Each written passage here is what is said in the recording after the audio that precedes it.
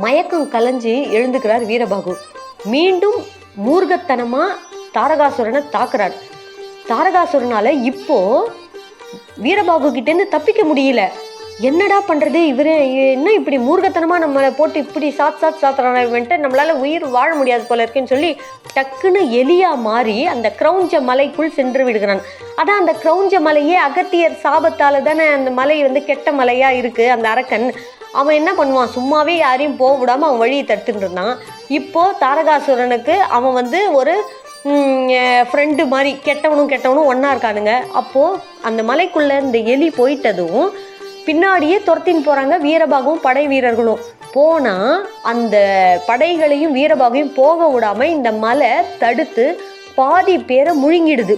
பெரிய அளவில் இழப்பு ஏற்படுத்து முருகரோட படைக்கு. உடனே முருகருக்கு இந்த தகவல் எல்லாம் காதுக்கு போகுது.